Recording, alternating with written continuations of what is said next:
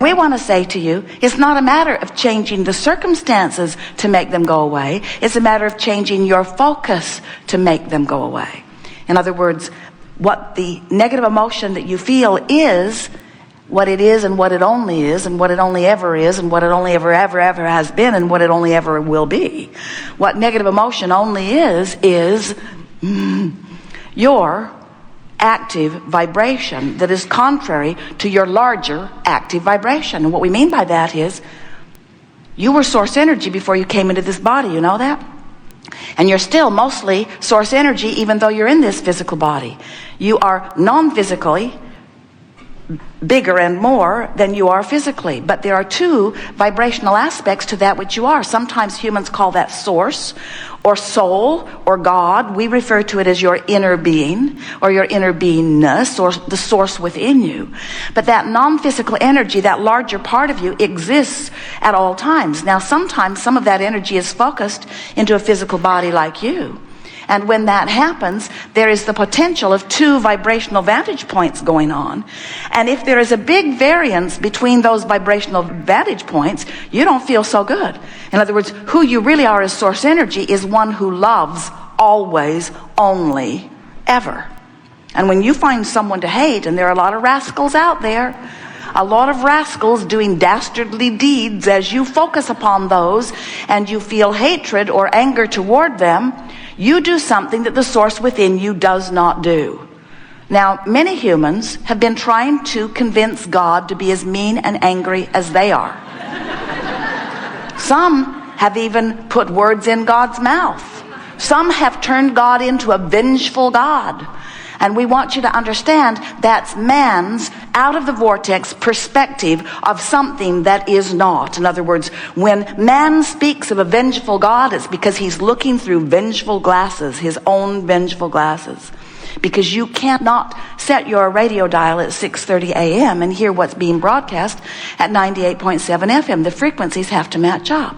So when you feel anger, when you feel fear, when you feel depression, when you feel frustration, you're feeling those emotions because what you're focused upon has you vibrationally departed or separated. That's too strong of word, but pinched off from. You're at a different vibrational frequency than the source energy that is really you, and that's why you are suffering the resistance or the pinching offedness. So negative emotion is what happens. For example, you're sifting through life and you don't have enough money, let's say. So you ask for more. And boy, have you ever been doing that? Asking. There's a veritable fortune amassed for you in your vibrational reality, in this vortex of expansion and freedom and joy. There is this veritable financial fortune that is amassed because of your asking. And the non-physical part of you stands as the beer, as the owner, as the holder of all of that financial abundance, holding steady that signal so that you can feel your way into vibrational alignment with it. So when you feel optimistic, you're moving in the right direction. Pessimism, the wrong direction. When you're financially afraid, you're far from alignment. When you're hopeful, you're right on the verge of manifestation. And if you hang around in hopeful attitude for just a little while, this vortex that law of attraction is managing will take you right in and make a believer out of you. In other words, you don't have to hope very long in that almost aligned vibrational stance before the vortex takes you in and gives you evidence of your alignment. And then you believe. Briefly.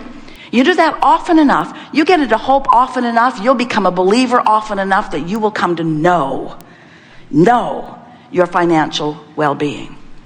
Now, we could give you that same analogy, whether your body is sick and you're asking for wellness, or you're missing a lover and want one, or you've got an ornery lover and would like one that's more congenial.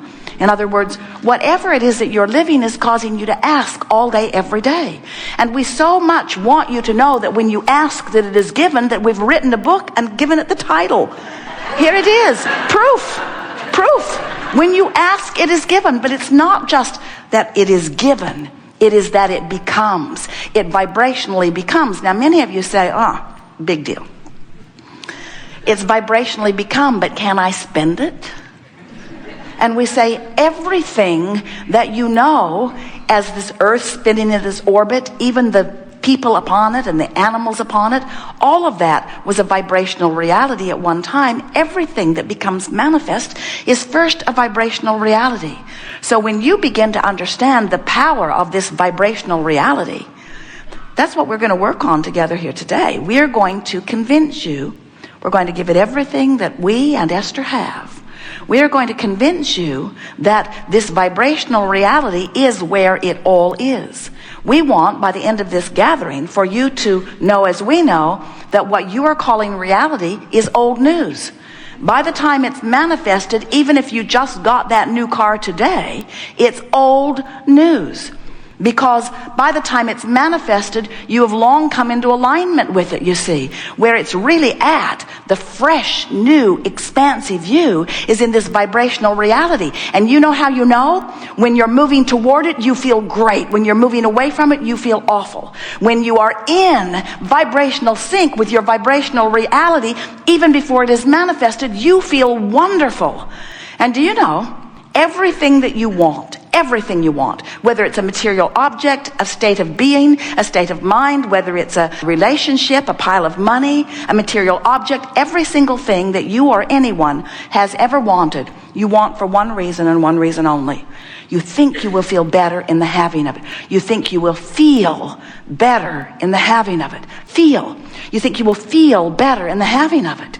Think about the feeling of love. Think about coming together. Sometimes you have to think back to the beginning of your relationship. Think about that newfound being in love.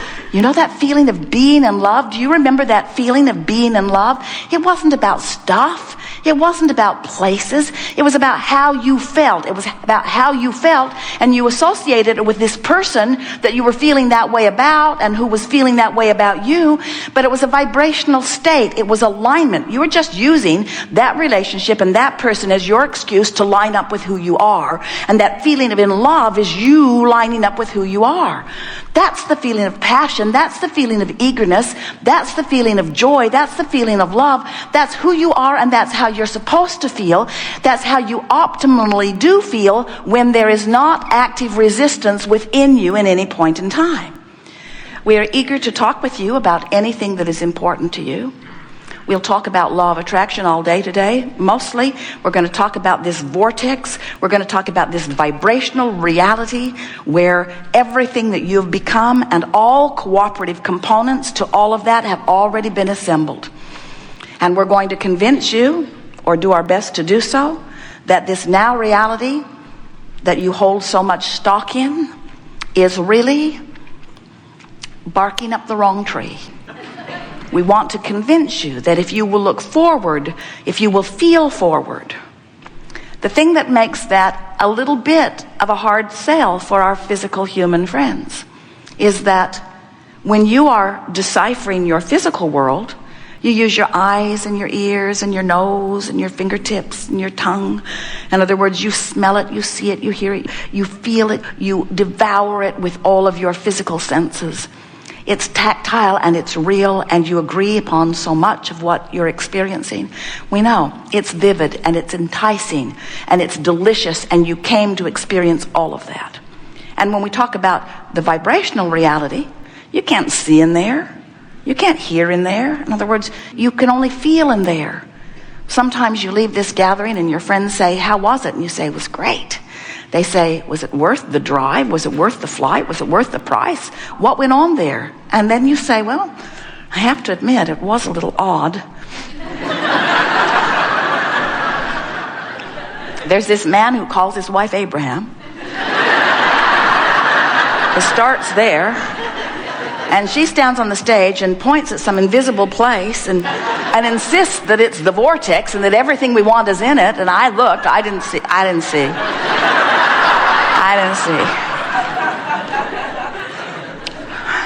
But when you accept this vibrational reality and you show yourself the realness of it by feeling yourself into it. And you let the feeling of love call you. You let the feeling of clarity call you. You care about how you feel. You care about how you feel so much that you contour your thinking to the thoughts that feel the best until you begin to chronically offer thoughts that feel good to you. Then what happens is, from inside this vortex, things begin to occur to you. You get inspiration. Ideas occur to you that when you act on, manifest into wonderful things. All things manifest. But they're in the vortex, in a place that you can't hear them or smell them or see them or taste them or touch them first, you see.